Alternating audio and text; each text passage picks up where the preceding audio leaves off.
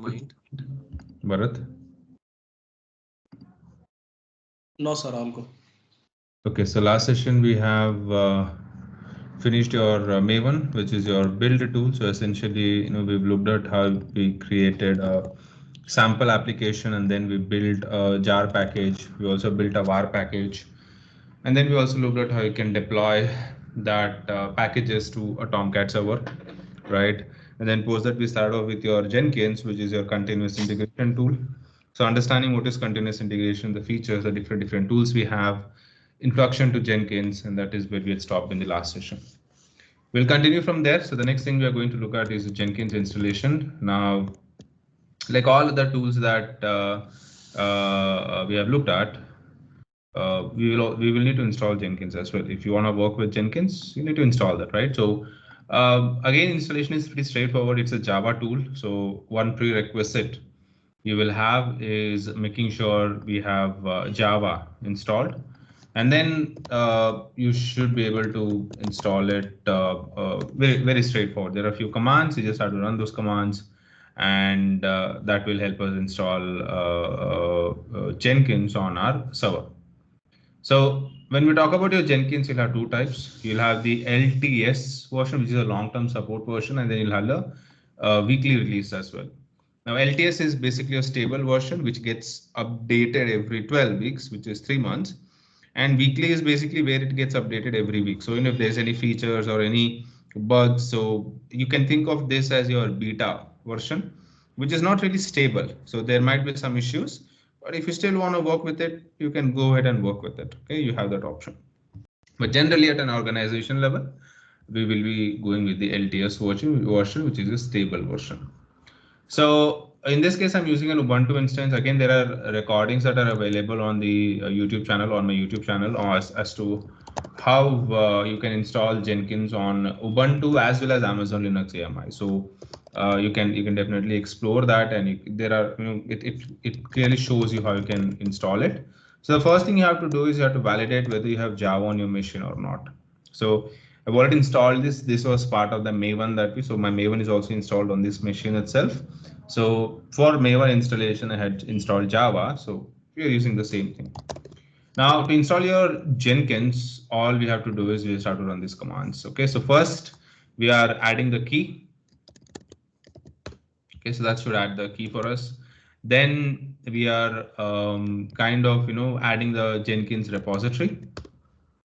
Then we are updating our machine, and then post that we're installing our Jenkins. So like I said, very straightforward installation, nothing fancy, nothing complex, very straightforward, just running few commands, and that should get us Jenkins. So let's wait for this to complete.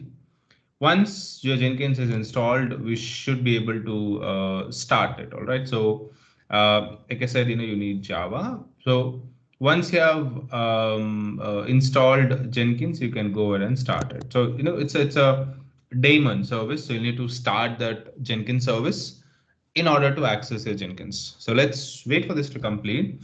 But once this completes, here you just start to run this. So enable this. So what this will do is if you restart your machine for any reason, it will automatically restart your Jenkins. And then we are starting, and then we are checking the status. That's all. Very straightforward. Okay. So let's wait for this to complete.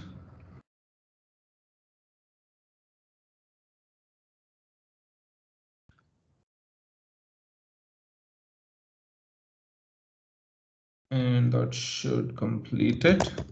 So we are enabling Jenkins so that it restarts automatically if my server reboots. Then I'm starting the service, and then we are checking the status. So there's my Jenkins run. That's all. Now, do you know on what port number your Jenkins runs? Any idea? No, Rabi. So Jenkins by default runs on your port 8080. Okay, so if you hit that, you should be able to see this. This is the first time. Okay, this is your first time setup.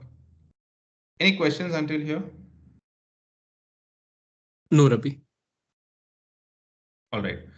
Now, once you're done running all these commands, it'll ask you to provide an administrator password, which is available in this path.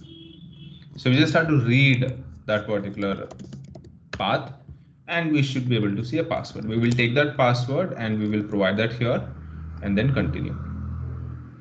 In the last session, I told you about your Jenkins that it's all about your plugins. Anything you want to do in Jenkins, you'll be installing plugins for that. Now, this is a first time setup, so you can either go with the suggested plugins which which Jenkins provides, or you can choose the plugins that you want to install. As of now, we are going with the default one here. So we'll just click on that and this will start installing some of the default plugins for us. Now, what are the plugins it installs? So folders, timestamper, pipeline, Git, LDAP, GitHub branch source, pipeline, matrix, mailer. So all these are some of the plugins that are getting installed for us. And like I said, these are your default plugins. So if you want, you can not install them, and you can install the plugins at a later point also. It's not like this is the only time you can install the plugins. The plugins can be installed whenever you want. Okay, maybe after you have written pipelines or after you've written your jobs, anytime you want, you can install it. Once that is done, it will ask you to create an admin user. So, let's say admin, um, admin will associate an email address with this, and then click on save and continue.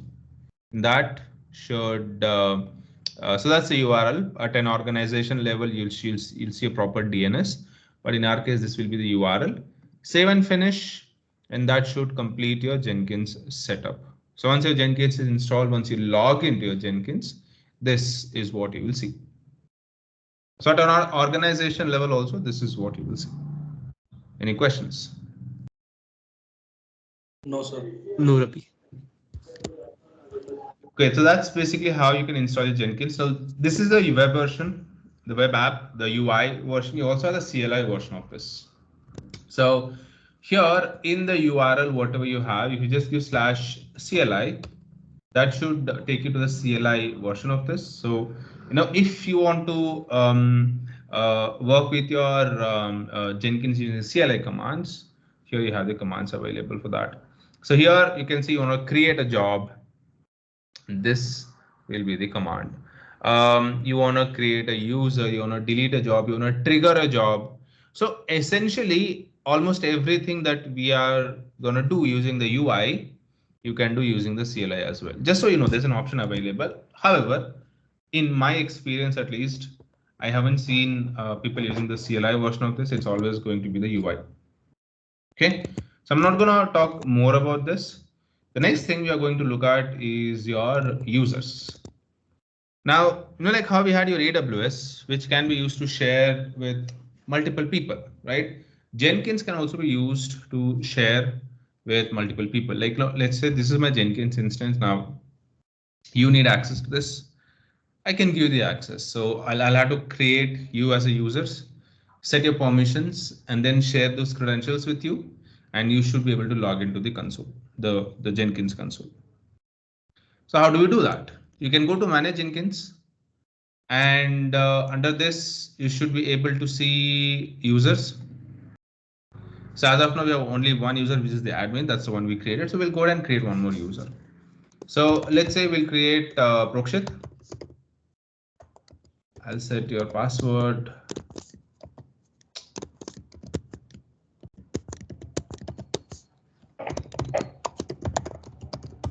And then create user.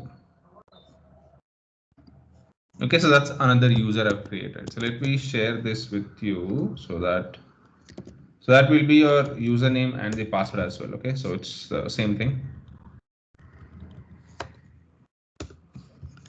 And let's add one more user.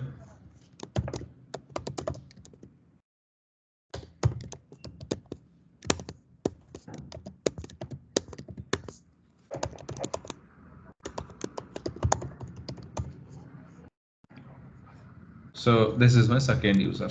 Okay, so likewise, I can create multiple users if I want. Right now we have created the user, but how do we define the roles as to what can you do in my Jenkins? By default, right? The users will have full access by default. So let's say I log out from here and let me log in once again. So let's say we will log into Bharat's console. So you can see the view is same. So by default, whenever you add users, the users will get full permissions. But what if I want to control them? Okay, so let's go back to the admin account.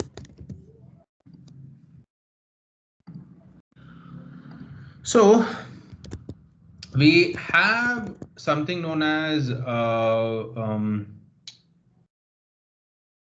role-based strategy that we can use.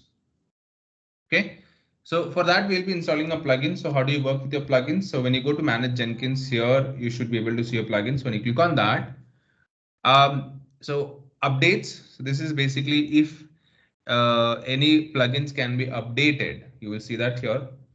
This will be the list of all the plugins that are available for us. This is a list of plugins that we have installed. And this is if you have the, if you want to point to a plugin which is available on a remote machine, we can do that also. So we'll go to the available plugins, and this is where you can search for integration. What do you want to integrate with Jenkins? So let's say you want to integrate with Ansible. You have Ansible available. You want to integrate with Docker. There's your Docker. You want to integrate with Maven. Yeah, your Maven. You want to integrate with, let's say, GitHub. You have GitHub. So basically, any tools you want to integrate with Jenkins, you have a plugin available for that. So we'll talk about that later on, but for now we are looking for this role-based authorization strategy. So we'll select that, and then we are going to install. So there are two options. You can either install this after you restart your Jenkins, or just go ahead and install.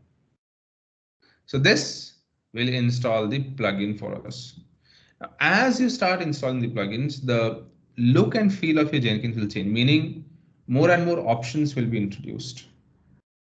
Once you're done installing that plugin, you can go back to the home page, go to Manage Jenkins, and you can go to the security. If you go to that security, you should be able to see this authorization. So you can see by default, logged in users can do anything. Meaning anyone who is logged in can do anything, but we don't want that. So we'll go with this role-based strategy. Now remember, you will get this option only when you install the plugin. So install the plugin. So here we have it.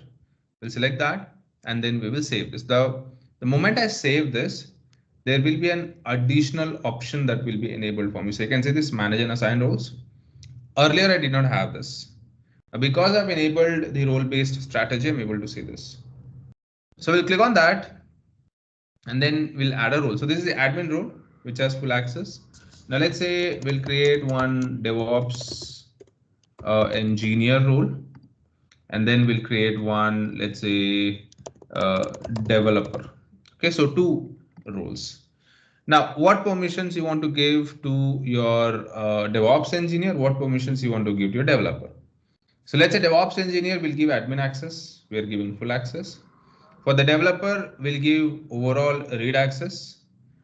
Credentials, I'm not going to give agent. I won't give. For job, I'll give create, build, and read access.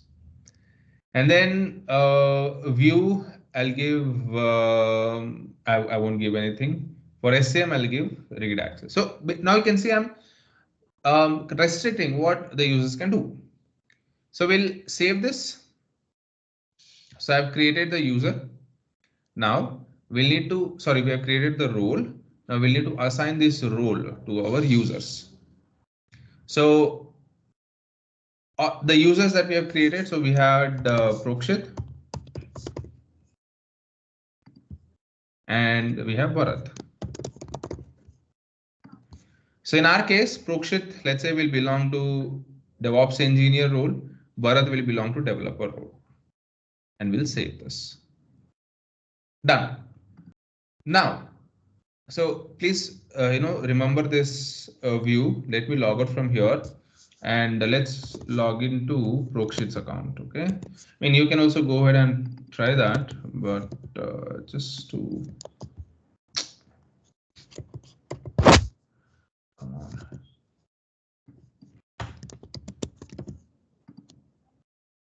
So this is Prokshit's view because Prokshit is an admin.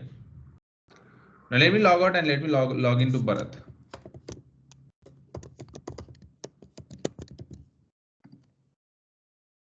Now you see the manage Jenkins option is not available here because that is restricted now.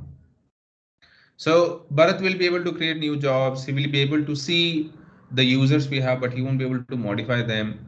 He should be able to see the build history, should be able to see views. However, he won't be able to, manage the Jenkins itself. That's basically how we can create users and we can manage the permissions. Obviously, there are different options available. Like you can see here, you have matrix based security, project based security. You can also integrate with LDAP if you have your own Active Directory. This is what we are using in our company. You can integrate it with that as well, and you can start controlling the access. So you don't have to create users here. You just have to create the users in LDAP and then set the permissions here. They should be able to access easily. Questions? The LDAP is like, that third party like SSO identity provider. Correct. Also, like, you had to manually type my name in the users and then it was not there. Correct, because okay, yeah, yes. So you're talking about yeah, this one, right? Here. Yeah, you manually type and then like and it was I mean previously you had created mine and the Bharat's account, but it is not visible here. Yeah, because this is I'm assigning the roles. The user is available here. Sorry, here. Okay, got it. Though that's two different things. So I have the list of users here, but then assigning the role, we'll have to add the users. So now let's say if I try adding me, you see this? Okay, doesn't exist. Yeah. So it allows me to add, but then it is complaining, hey, this user is not there. So I can do all these things, but it will not work because this user itself is not there. Now, okay. you guys are there. You guys are there in the user section. That's why maybe you don't see that line. Okay, any other questions? That's basically how you can create users, you can give permissions, and the users can log in. And so basically can share your Jenkins with other people. Any questions? No, Rabi. No, sir. The next thing we have is a plugin. So, I've been talking a lot about your plugin. So plugins is basically what makes your Jenkins so popular. Without the plugins, Jenkins is nothing. Keep that in mind. So Jenkins is one of the very widely used continuous integration tool, mainly because of the plugins, because of the integration that it provides. Okay, so plugins is the core feature of your Jenkins tool, and there are thousands of plugins that are available which can be used to enhance the power and the usability of your Jenkins. So like I said, when you go to this manage Jenkins plugins, this is where you should be able to see. So available plugins is basically the list of plugins that we can install. Installed plugins are the list of plugins that we have already installed. So all that you see here are basically the plugins that we have already installed. So in our case, we've installed this role based, right? So you can see the version that we've installed. Where you also have the option of disabling. If you want, you can do that, right? So yeah, so that's basically your plugins. Any questions with your plugins? No, Rabi. No, sir. Okay. Next, let's talk about your jobs. So Jenkins is all about your jobs. Okay, so jobs are nothing but your task as to what do you want your Jenkins to do, right? So you can see this new item over here. When you click on that, this is the option you see. Now there are different ways that you can work with your Jenkins job. One is your freestyle jobs, and then you have the pipeline jobs. Now, at an organization level, this is least used, and this is what very commonly used. Okay, so first I'll talk about your freestyle jobs just so you get used to it, and then we'll cover your pipeline jobs. So here you can see this freestyle projects. You give a name to this. So let's call this as job one, freestyle project. Click on OK. This takes you to the configuration of your job. So you need to fill in the details. So give a description. So let's say this is my first test job. You can give whatever you want. Essentially here we give the description of the job. What is the purpose of that particular job? Then discard old builds. So this means delete. If there are any old builds, delete it. Is this a GitHub project? Is this project parameterized? Again, this is something very commonly used if you want to make your Jenkins job user friendly. If you want inputs from the users, so based on the inputs your user gives, you want to run the job, you make use of this option. We'll talk about that later on. Throttle builds can be used when you want to set approximately how many builds do you want to run concurrently, or I would say enforces a minimum time between builds based on the desired maximum rate. So this can be used to control the frequency of your run. So let's have triggered two jobs simultaneously. Okay. Now you can use this throttle builds to control, like, okay, number of builds. So first build should run, and then after 5 minutes, the second build should run. And then after 5 minutes, the third build should run. I can do that. Then execute concurrent builds if necessary. So if I've triggered multiple jobs, if necessary, execute them in parallel. Then source code management. So if you want to integrate your Jenkins job with your source code like Git, Bitbucket, anything, we can use this option. Build trigger. So there are again different ways that you can trigger your Jenkins job. One is your manual trigger. You have automated trigger. You have scheduled trigger. So manual trigger is I will manually run the job, right? As the name says. Trigger builds remotely can be used to trigger a Jenkins job from an application or using HTTP endpoint. If you want to trigger a Jenkins job, we can use this. Build after other projects are built. So this can be used. So let's say you have job 1, job 2, job 3, and then job 4. Okay.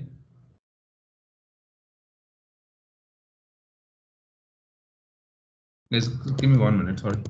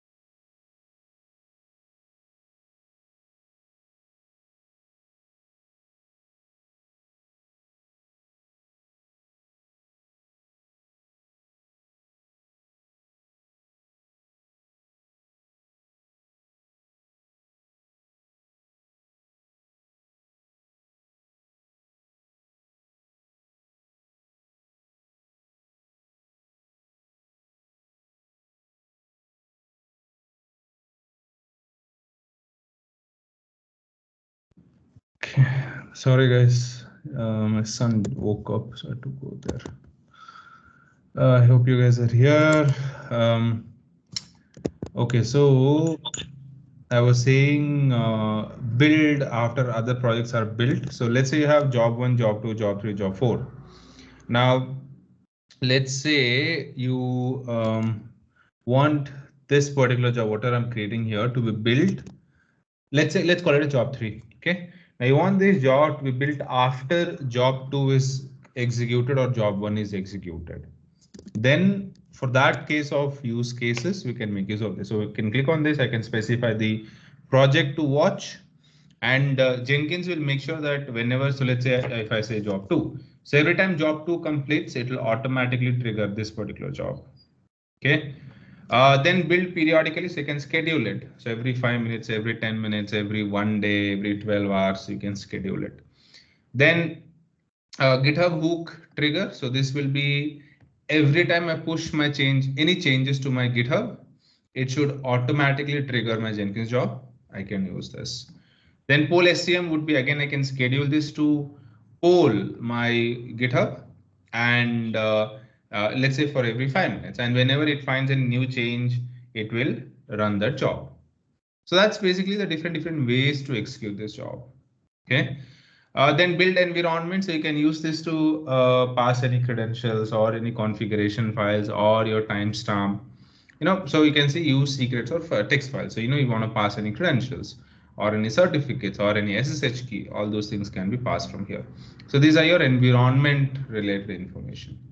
This will be your build steps. This is your logic. What exactly do you want to do? That information is provided here. So depending on the machine you're executing the job, so if it's your Windows machine, you'll go with this, Linux machine will go with this, ant command, Gradle commands, Maven commands, run with time mode, all these things can be done. So let's say execute shell, and then we can give the command. So I'll say echo, this is my first Jenkins job. Okay. And then comes your post build action. So post build will be after this job is executed, what you want to do. So aggregate downstream test results or archive the artifacts or build other projects, just trigger some other job or publish the JUnit reports or send out an email notification or delete the workspace. So what do you want to do, right? So that's basically your configuration. So once you're done filling in all these details, you can click on save, and that will create your first job. So here you will see my job is created. So like this, you will be able to find a list of jobs that you will have for your Jenkins. So as of now, we have only one job, which is your job 1. Any questions until here? No, Ravi. So it will go restart the system, or what kind of job it will be, Ravi? You will be creating a job for that. You will be giving the instructions for that. And obviously before that, you'll need to connect the machine. So I'll be showing you how you can connect to the remote machines. But yeah, you can use the same job itself. You can again go to configure, and you can go to the step, and here you'll be giving the restart instruction. In Linux also we have something called cron job, so that is different, right? So cron job is again your build periodically. So this is your cron job. Okay. Okay, so scheduling a job. So cron job is nothing but scheduling a task. In Windows, we have the Windows scheduler. In Linux, we call it as cron jobs. And here we are calling it as build periodically. Okay. Now, how do we execute it? So you can click on the job, and here you can see this build now. When you click on that, it will start the execution. And whatever you have given in the build steps, that will get executed. So here you can see this, that's your build number. So that's number 1, date and time, and that's your output. So green check mark is success. If you see red into mark, it has failed. Now I can click on this, and this will take you to the console output. So you should be able to see the output of the job. So which user started it, what's the workspace, what are we running, and the output, and what is the overall success of the job. Likewise, you'll have jobs for different purpose, which does different things. But this is essentially how your Jenkins works. You'll be creating jobs, you'll be giving the instructions, and when you run that job, Jenkins will start executing those instructions. This is your freestyle job. Any questions? No, Ravi. No, sir. Okay.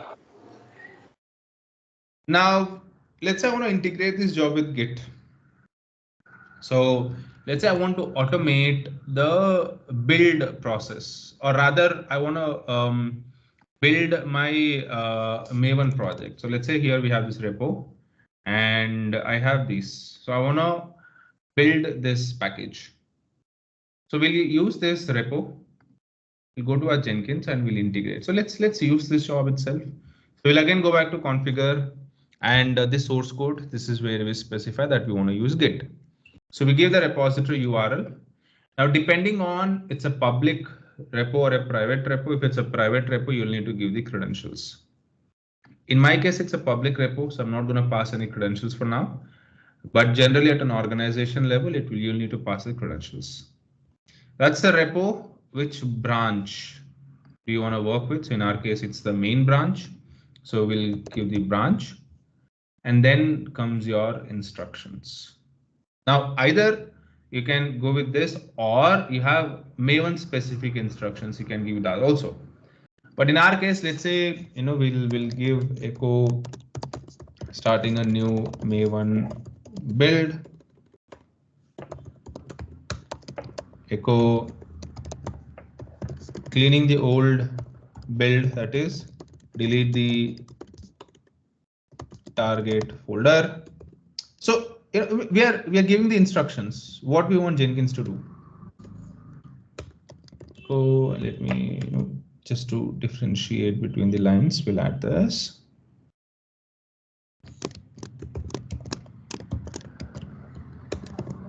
And then mvn clean. So we want to run this command. Post that, we'll do another echo and then echo building a new package.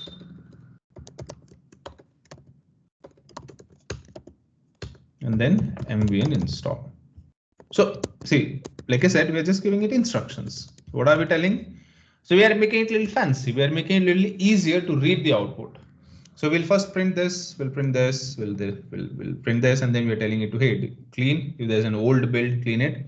Again, we're printing, and then we're telling it to install it. So what this will do is, it'll go to the repo, get the code, and it'll start building it. So let me save this, and let me build this. So here again, you should be able to see a new build, which in this case will be build number 2. And let's look at the output. And here is your output. So starting from here, so you can see starting a new build.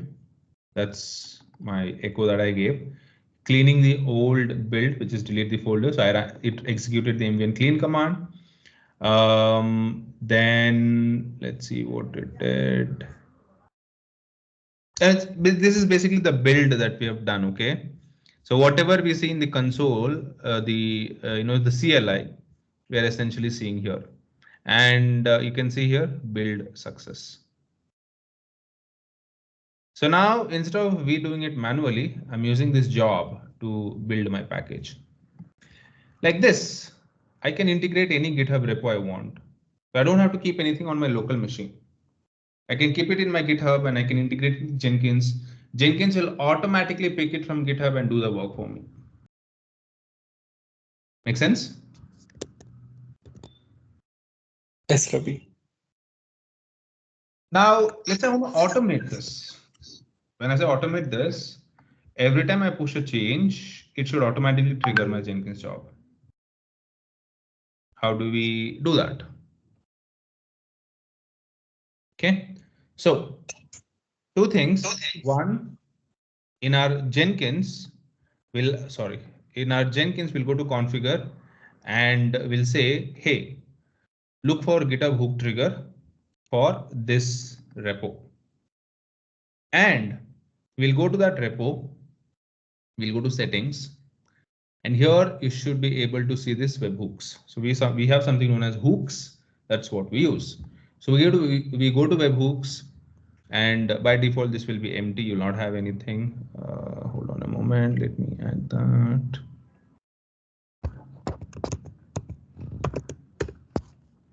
Yeah. So this is what you'll see. So we are going to add a webhook. So you'll need to give the payload URL. So payload URL here would be your Jenkins job. Which job do you want to trigger? So in my case,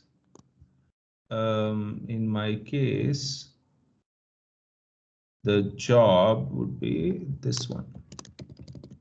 Okay, just the job name. Okay, we don't have to give any additional things. And then we'll have to pass this GitHub hyphen webhook.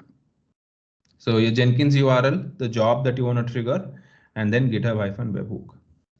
And when do you want to trigger this webhook? All the events, or select your individual events, like when there is a branch creation, when there is a fork created, when there's an issue. So when do you want to trigger this? Or trigger this only when there's a push, which is what we're going to use. And then click on add webhook. So this will add the webhook, but you see this exclamation mark. So we have to make sure that it is green. If it's not, then it won't work. So you can see the recent deliveries ping, it has failed. So let me see what's the problem. So I'm getting a 403. Responsive is better than fast. Okay, let's see. Response. Okay, so there might be a credential issue. Okay, so you can see HTTP no valid crumb included in the request. So it could be a credential issue. So what we will do is, let's go here. You see this secret, we'll give it a secret. So basically we'll tell GitHub, hey, use this secret to access this job. So we'll go here, go to the user, and here you can see this credentials. Not that one, sorry. Go to configure, and we will create a token. So add new token, generate, we'll take that, and let's give that here. Oh, sorry. Copy that. Okay. Copy that. And let's update this. Hopefully it should work.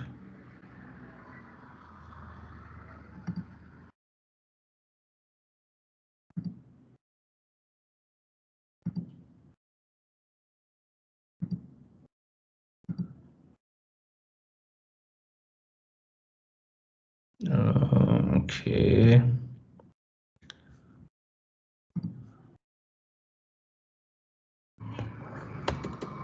Is it just this one?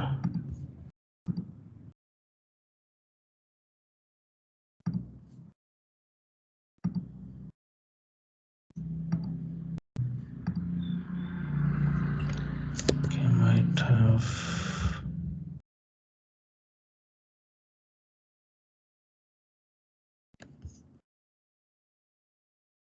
Slash job slash.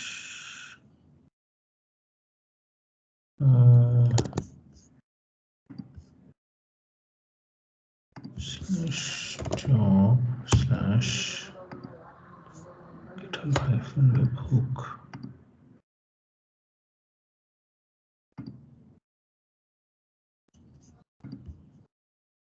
Redeliver.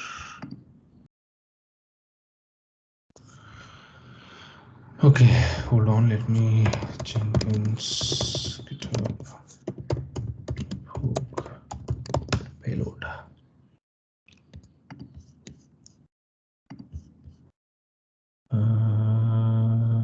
HTTP. Okay, so it's pointing to.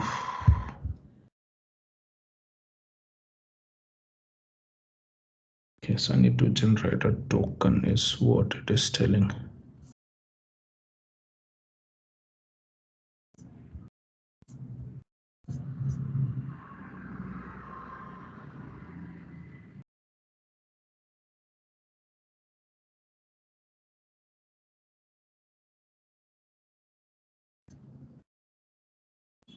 So this is not the same error that we are getting, but I think I forgot to save it. Maybe that's a problem. Maybe.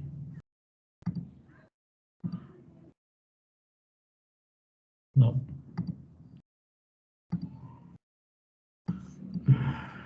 No valid Chrome was included in the request.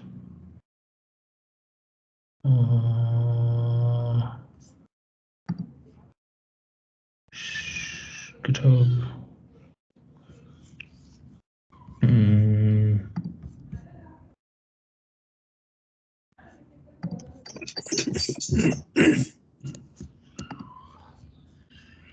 Let's see. There it is. Oh, okay. Now I see. It's just that I don't. Okay. So my URL itself was not correct. Okay.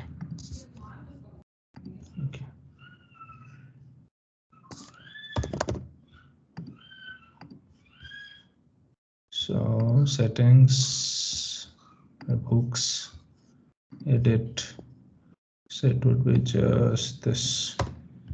Okay, just that. Let's go here. Let's do a redeliver. No. 3 not 2.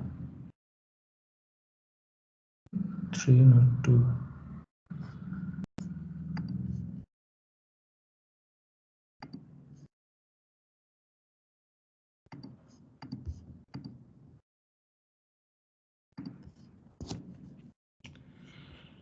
Okay, redeliver.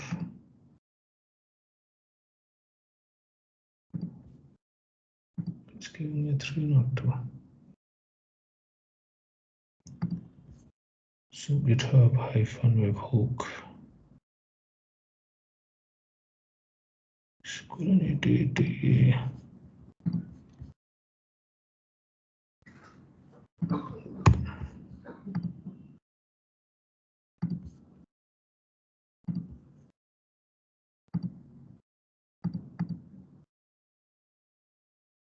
Finally. Okay, so this is what I was looking for.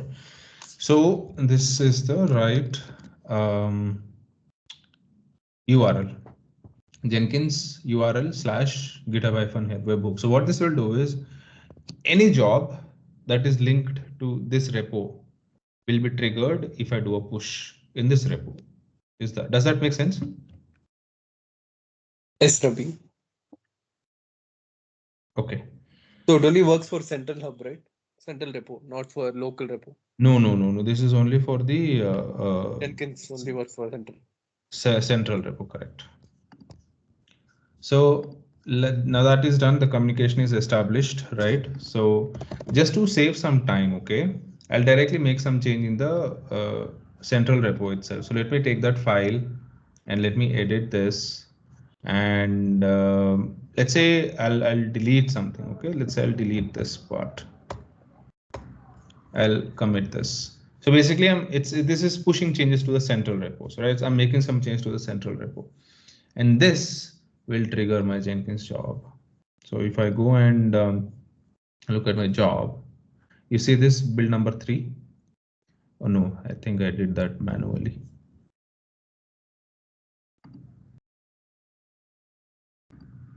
Where's my build? Did I not save the job? Oh, yeah, okay, so you can see here. Oh no, again, I think I did that manually, sorry. Oh yeah, I did not save the job, sorry. So you can see the option, it's gone. So let me save this. So let's just validate that once again. So this option is saved.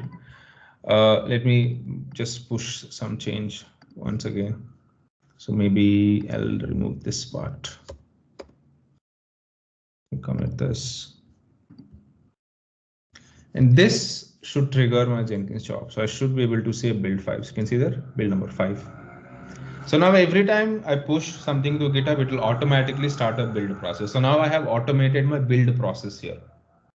So now I no longer have to worry. So even if I like push 100 times, the build will happen automatically. So if I look at the output of this, it will clearly tell me that this was started by a GitHub push. Which user did it? This user did it. And then it went ahead and did my build process. So now here we have integrated my GitHub with Maven using Jenkins. So as a user, every time I push something to GitHub, GitHub will trigger a Jenkins job, which will pull that new change and start the build process for me. This is essentially what your integration is. So this is essentially where we make use of your Jenkins. Questions? No, sir. No, Ravi. Okay. I'm going to stop here. Tomorrow, we'll look at some other things. We'll talk about your environment variables, parameters jobs, and then we'll also start off with your pipelines, creating coded pipelines. We'll talk about that. Okay. Sure, Ravi. Thanks, guys. I'll see you tomorrow. Okay, sir. Thank you, sir. Thanks, Ravi. Take care.